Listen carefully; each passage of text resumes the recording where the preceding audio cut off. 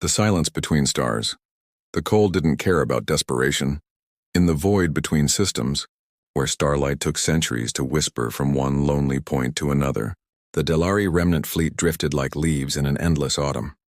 23 ships, 8,000 souls, the last echoes of a civilization that had once painted nebulae with song and threaded poetry through quantum fields. Ambassador. Vrental stood on the bridge of the Harmonious Dawn, a name that now tasted like ashes, and watched the tactical display with eyes that had forgotten how to blink. Red icons. Always red icons. The Kree Dominion war spheres had hunted them across 3 star systems, methodical as clockwork, patient as entropy. They're positioning for another strike, reported Tactical Officer Miraseth, her melodic voice cracking on the last syllable. Even despair had a rhythm for the Delari. Go-ated time 43 minutes. Barely enough time for a proper death song. Vrental's secondary hearts hammered against his ribs. The biological tell his species could never hide. The proof that fear lived deeper than conscious thought. Around him, the bridge crew moved through their duties with the practiced grace of people who had already accepted the void. No panic, no chaos. The Delhari had always prided themselves on dignity, even at the end. Send the distress signal again, Vrental said quietly. All frequencies. All languages in the database. Ambassador. Miraseth hesitated. We've been broadcasting for 6 cycles. No one responds. No one ever responds to a dying race? Vrental finished, allowing himself the ghost of a smile. No, I suppose they don't, but we sing anyway, officer. It's what we do. The Kree had made their intentions clear from the moment their war spheres had emerged from slipspace above Delhara Prime. No negotiation, no terms. Just the cold mathematics of extermination, executed with the efficient brutality of a species that viewed the galaxy as a zero-sum equation. 16 billion Delhari had died in the first 72 hours, their songs cut short mid-verse, their harmonies scattered to cosmic radiation. The survivors had run. What else could they do? The Delhari had never built weapons, had never conceived of military strategy beyond the abstract beauty of historical study. They were artists, philosophers, musicians who had achieved faster-than-light travel through mathematical elegance rather than martial necessity, and now they were prey. Contact. Miraseth's hands danced across her console. Multiple slipspace signatures. 32 Kree war spheres dropping into real space. Distance 200,000 kilometers and closing, Vrental felt his tertiary heart stutter. 32, they'd destroyed the remnant fleet twice over with half that number during the running battle at Kelmar Station. Deploy. Defensive formation, he ordered, knowing how hollow the words sounded. The Delhari had civilian shields designed to deflect micrometeorites and cosmic radiation, not military-grade plasma cannons. And begin the farewell harmonies. Let our last song be beautiful. Across the fleet, voices rose in perfect synchronization. Thousands of Delhari singing their species into memory, weaving their final moments into the kind of transcendent art that might outlive their bodies, the mathematics of sound and meaning, braided together in frequencies that spoke to something deeper than mere communication. It was, Vrental thought, a good way to die. Then the universe answered. The sensor board exploded with data, a tsunami of information that sent Miraseth reeling back from her console. Impossible, she breathed. I'm detecting. I can't even count. Slipspace ruptures forming. Dozens of them. No, hundreds. Space tore. There was no other word for it. Reality split open like an overripe fruit, and through the wounds in spacetime came ships. Not elegant vessels like the Delari preferred, with their flowing lines and aesthetic symmetry. Not even the brutal geometric efficiency of Kree war spheres. These were predators in metal skin. They emerged in perfect formation, a wall of angular hull plates, bristling sensor arrays and weapon ports that gaped like hungry mouths. Each ship moved with purposeful grace, sliding into position with the kind of practiced ease that spoke of countless hours of drill and discipline. The lead vessel dwarfed the largest Kree war sphere by a factor of 3. Its hull painted in matte gray that seemed to absorb light rather than reflect it. Reading energy signatures, Miraseth stammered. Power outputs are... Ambassador, these readings can't be right. Their reactor output is equivalent to a small star. And their weapons, Delhari remnant fleet. This is Admiral Rebecca Stone of the Terran Expeditionary Force." The voice that cut across the comm channels was sharp, clear, utterly fearless, human. "We received your distress call. Stand by for defensive deployment." Vrental's translator implant struggled with some of the phonemes. The human language was harsh, full of hard consonants and aggressive cadences. But the meaning came through with crystalline clarity. Mercy, wrapped in steel. Hope, backed by firepower. "What?" Vrental couldn't finish the question. On the tactical display, the human fleet spread out like a living shield, positioning themselves between the Delari survivors and the approaching Kree armada. 147 ships. Vrental counted them twice, unable to believe the numbers. The humans had brought a fleet of 147 warships in response to a distress call from a species they'd never even met. The Kree warspheres slowed, their attack vectors faltering as they processed the new arrivals. Admiral Stone's voice returned, and this time Vrental heard something in it that made his scales prickle. A quality the translator struggled to define, but his instincts understood perfectly. Controlled violence. Leashed fury, the promise of absolute protection, backed by absolute force. Kree vessels, you are hereby ordered to withdraw immediately and cease all hostile actions against the Delhari people. This is your only warning. Only warning. 2 words that redefined mercy. Deathworld Doctrine. The Kree Dominion did not respond to warnings. In their 3,000-year history of expansion, they had never retreated, never negotiated, never shown anything resembling mercy. Their philosophy was elegant in its brutality. Inferior species were resources to be harvested or obstacles to be eliminated. The galaxy had learned to fear the geometric precision of their war spheres, the cold mathematics of their extermination protocols. They had certainly never encountered a species audacious enough to threaten them. Vrental watched the tactical display as the Kree formation shifted, reorienting toward the human fleet. The war spheres began cycling their weapons, massive plasma accelerators that could slag a city from orbit. 32 ships against 147 should have given them pause. It didn't. "Kree vessels are charging weapons," Mirazeth reported. Ambassador, they're actually going to engage the humans." "Of course they are," Vrental murmured. The Kree had never met equals. They wouldn't recognize a superior force even when it deployed in front of them. "Connect me to the human commander immediately." The comm channel opened with a soft chime. "Admiral Stone, the Kree don't negotiate. They don't retreat. You need to understand they will fight until you destroy them completely." There was a pause. Then Admiral Rebecca Stone's voice returned, and Vrental heard something unexpected in it. Satisfaction. "Ambassador Vrental, I appreciate the warning, but we've read the intelligence reports from the Galactic Assembly. We know exactly what the Kree Dominion is." Another pause, weighted with meaning. "They're about to learn what we are." The channel closed. On the tactical display, the Kree fleet opened fire. 32 war spheres unleashed hell simultaneously, a coordinated volley of plasma fire that lit up the void like a newborn star. The sheer energy output should have vaporized the human vanguard, should have punched through their shields like tissue paper. The humans didn't even slow down. "Impossible," breathed Mirazeth. Their shields just absorbed a full alpha strike. "The energy dispersion is... I've never seen defensive fields that efficient." Vrental leaned forward, his 4 eyes straining to process what he was seeing. The human ships weren't just withstanding the assault, they were accelerating into it, driving forward through the plasma storm like predators scenting blood. "All ships, execute dispersal pattern Delta 7. Admiral Stone's voice remained calm, almost conversational. "Fire for effect. Let's show them what a Deathworld species brings to a fight." Deathworld. The word hung in the translation matrix, and Vrental's implant provided context. A planet where survival required constant adaptation, where evolution weaponized every organism, where the environment itself tested species to destruction. Humanity's homeworld, Earth, rated 9.7 on the hazard index, a classification so extreme that most species considered it uninhabitable. The humans called it home, and they had learned lessons there that the Kree Dominion was about to receive firsthand. The human fleet split into hunter-killer squadrons with fractal precision, each group moving in three-dimensional patterns that defied conventional tactical doctrine. They didn't advance in orderly lines like civilized species. They swarmed like pack hunters coordinating through instinct and experience. Then they fired.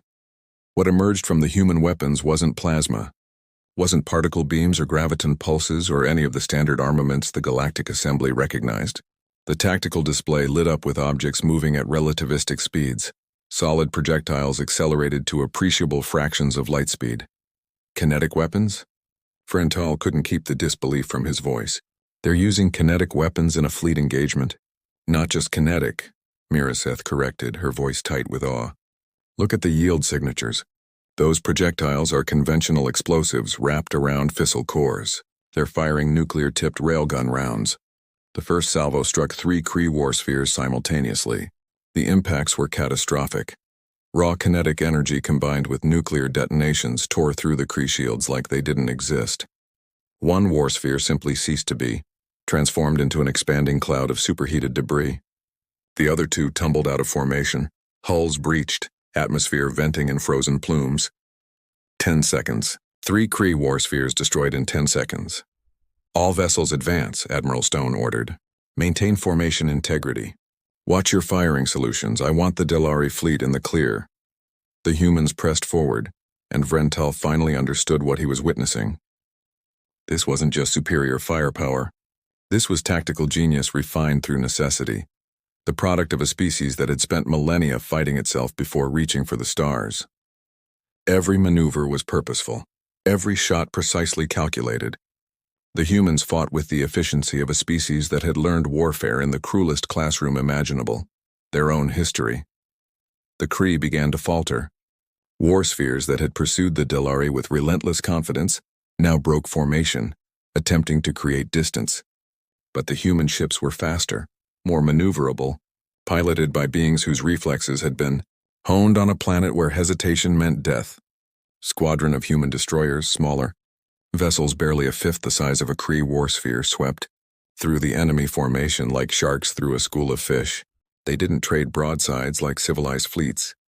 They closed to knife-fighting range, using their superior speed to stay inside the Kree firing solutions, hammering away at weakened shields until hulls split and reactors breached. 14 Kree vessels destroyed, Miraseth reported, her voice somewhere between shock and wonder. 11 more with critical damage. The rest are attempting to retreat.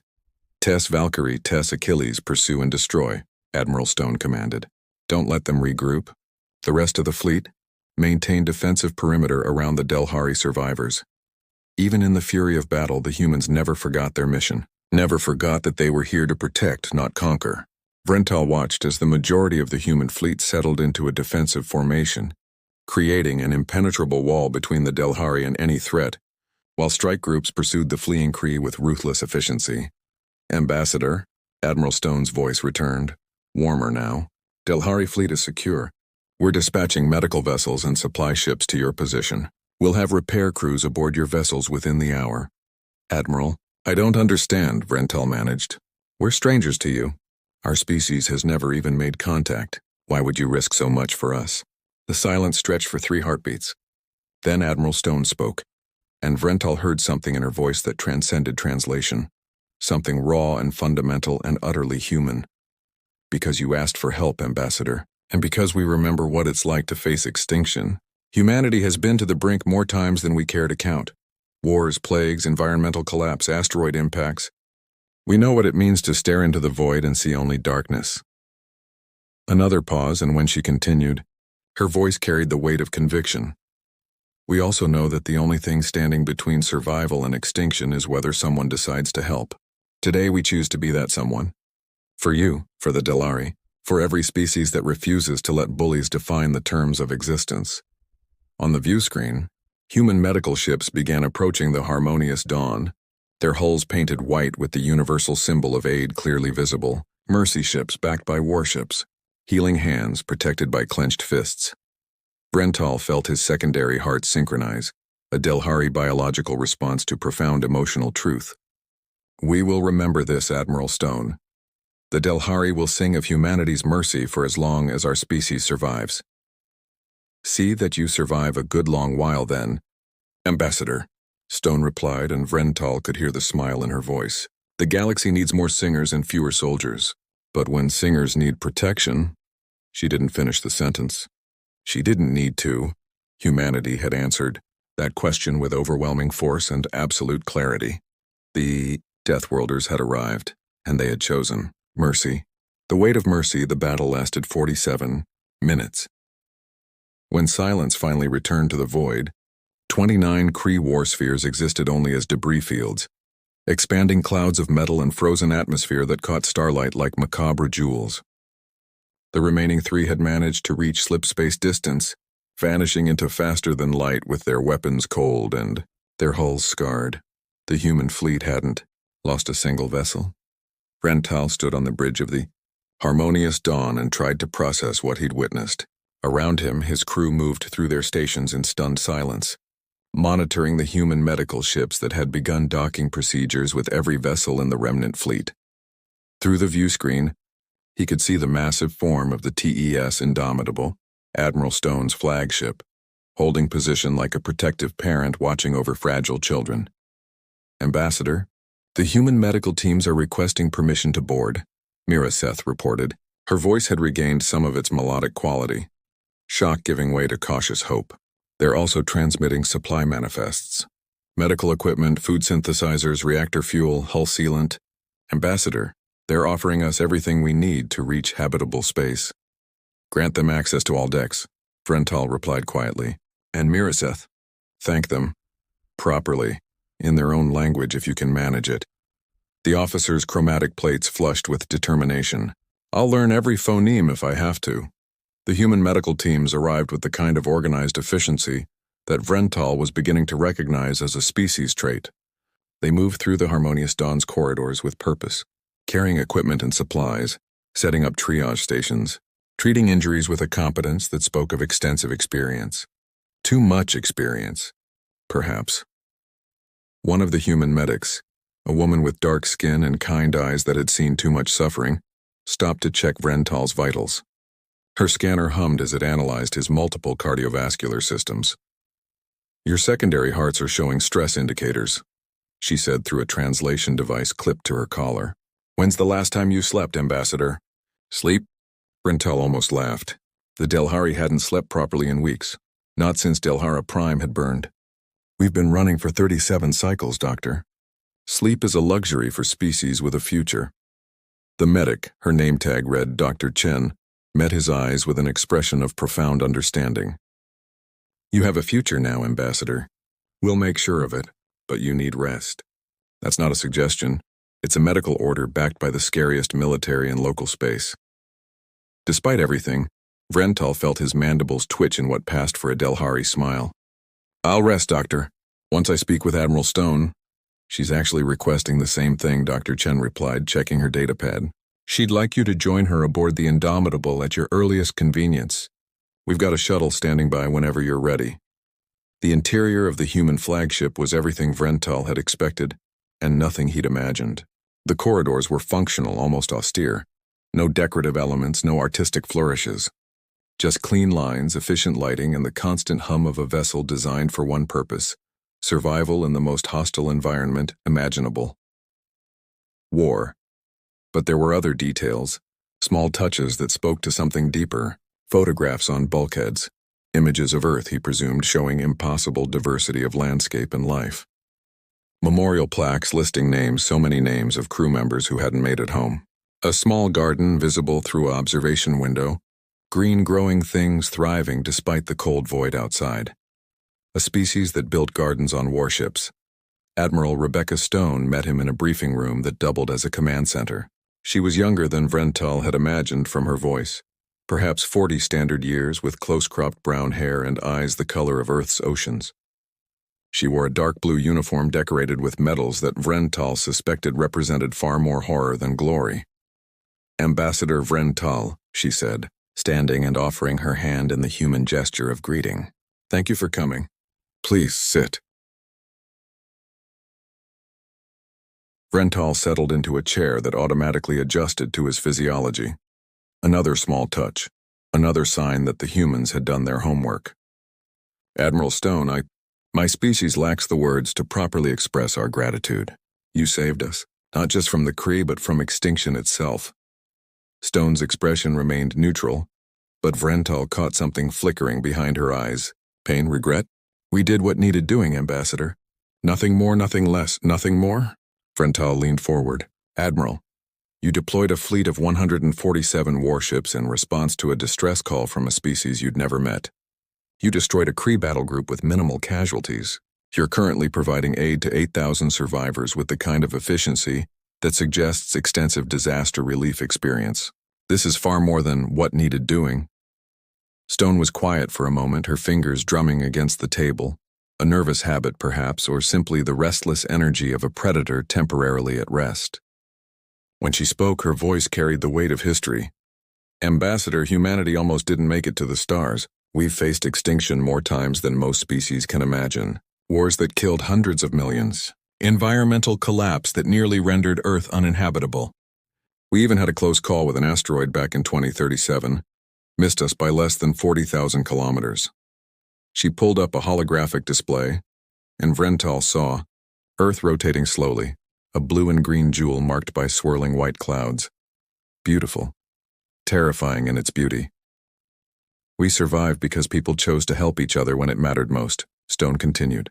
Because scientists shared data across enemy lines. Because soldiers laid down weapons when they realized the real enemy was extinction itself. Because ordinary people did extraordinary things when the situation demanded it. The hologram shifted, showing human faces, thousands of them, millions. A mosaic of diversity that took Vrental's breath away.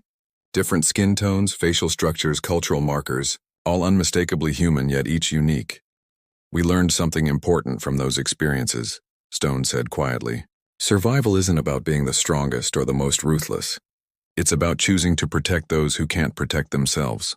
It's about building alliances instead of empires. It's about recognizing that mercy isn't weakness, it's the hardest form of strength there is. She closed the hologram and met Vrental's eyes directly. The Kree Dominion sees the galaxy as a resource to exploit. They measure strength in conquered systems and extinct species. But they're wrong, Ambassador. Real strength is measured in lives saved, civilizations preserved, futures protected. And that's why you came, Vrental said, understanding crystallizing, not out of obligation or political calculation, but because it's who you are. It's what your species has become. We're not perfect, Stone admitted. We still fight among ourselves sometimes. We still make mistakes, still carry scars from our violent past. But we're trying to be better. Trying to build a galaxy where distress calls don't go unanswered, where genocidal empires don't get to define the rules. She stood, moving to the viewport where the Delhari fleet floated in the protective embrace of human vessels. Your people sang while facing extinction, Ambassador. That kind of courage, that refusal to let brutality extinguish beauty, that's worth protecting. That's worth fighting for. Vrental felt his tertiary heart stutter with emotion. What happens now, Admiral? The Kree won't accept this defeat. They'll send more ships, bigger fleets. We've brought war to your doorstep by accepting your aid. Stone's smile was sharp, predatory, a reminder that mercy and danger could coexist in the same being. The Kree have been on our radar for years, Ambassador. The Galactic Assembly's unwillingness to confront them is one of the reasons we've been building up our fleet capacity. You didn't bring us into this conflict. You gave us a reason to finally do something about it. She pulled up a star chart showing human territory, larger than Vrental had realized, spreading through several sectors. We're preparing a formal petition to the Galactic Assembly, demanding sanctions against the Kree Dominion and protection for displaced species. We're also offering refugee status to the Delhari people in human space until you can rebuild. Rebuild? Vrental barely whispered the word. Admiral, our homeworld is ash. Our civilization is 23 damaged ships. What is there to rebuild? Everything, Stone replied with quiet conviction. Ambassador, civilizations aren't planets or buildings or technology. They're people, ideas, culture, art. The Delhari civilization survived because 8,000 of you refused to stop singing. That's not ending, that's a new beginning. She brought up images of human colony worlds, thriving settlements built on planets that would terrify most species. Worlds with extreme weather, aggressive biospheres crushing gravity, and yet humans thrived, adapted, grew. We have 17 colony worlds that could support Delhari physiology, Stone explained. Peaceful worlds with room to grow, protection from the Terran Defense Forces and communities that will welcome you. Not as refugees, but as neighbors, as allies, as friends. Vrental felt something unfamiliar stirring in his chest, something he'd thought lost in the burning of Delhara Prime. Hope? Why? He asked one more time, needing to understand. Why would humanity do all this for us? Admiral Stone returned to her seat, her expression softening. Because someone has to, Ambassador. Because the strong have a responsibility to protect the weak, not exploit them. Because mercy is the foundation of civilization, not its weakness. And because, she paused, choosing her words carefully, because we remember being hunted. We remember facing extinction. And we swore that if we ever had the power to prevent another species from experiencing that horror, we would use it, without hesitation, without reservation. She extended her hand again, and this time Vrental understood it wasn't just a greeting. It was a promise, a covenant between species. Welcome to humanity's protection, Ambassador Vrental. The Delhari will sing again. We'll make sure of it. Vrental took her hand, feeling the strength in her grip. The same strength that had annihilated a Kree battle group, now offered in friendship and alliance. And humanity's mercy will be remembered in every song we sing, Admiral Stone. The galaxy needs to know what you've done here. What you've shown is possible. Then help us show them, Stone replied. Help us build a galaxy where mercy matters more than conquest, where art survives alongside warfare, where species like yours can flourish under the protection of species like ours. She stood, gesturing to the viewport where the combined fleet floated against the stars. We're all Deathworlders in the end, Ambassador. Every species that survives long enough to reach the stars has fought through the dark. The difference is whether we use our strength to dominate or protect. Humanity has made its choice. And the Delhari will remember, Vrental replied, his voice resonant with the promise of song. We will remember and we will sing, and the galaxy will hear what happens when mercy meets strength, when art meets warfare, when a species from a death world chooses protection over conquest. Admiral Stone smiled, a real smile this time, warm and genuine. That's a song I look forward to hearing, Ambassador. Outside the viewport, human ships maintained their protective formation as medical teams continued their work throughout the Delhari fleet. Mercy in action. Strength in service. A death-world species showing the galaxy what evolved survival instincts could become when tempered by compassion. The Delhari would survive, they would rebuild, they would sing, and humanity would ensure no one silenced that song again.